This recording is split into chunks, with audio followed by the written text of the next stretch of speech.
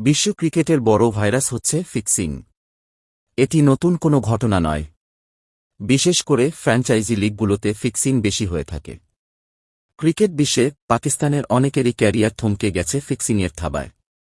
চলমান পিএসএলে এই ব্যাপারে বেশ সতর্ক অবস্থায় পাকিস্তান ক্রিকেট বোর্ড পিসিবি।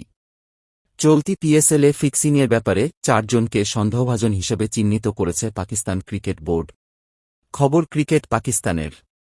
প্রতিবেদনে বলা হয়েছে, এক পাকিস্তানি, 2 জন ভারতীয় এবং 1 জন বাংলাদেশির কাছ থেকে ক্রিকেটারদের দূরে থাকার নির্দেশ দিয়েছে পিসিবি ও এন্টি করাপশন ইউনিট বা আকসু।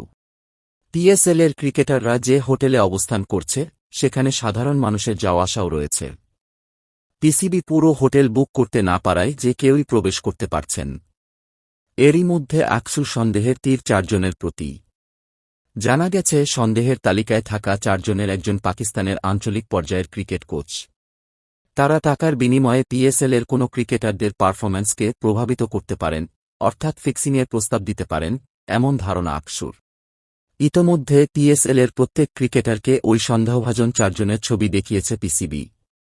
একই সঙ্গে নির্দেশ দিয়েছে তারা যেন এদের থেকে দূরে থাকেন এবং কোনো অনৈতিক প্রস্তাব পেলে অবহিত করেন বোর্ডকে।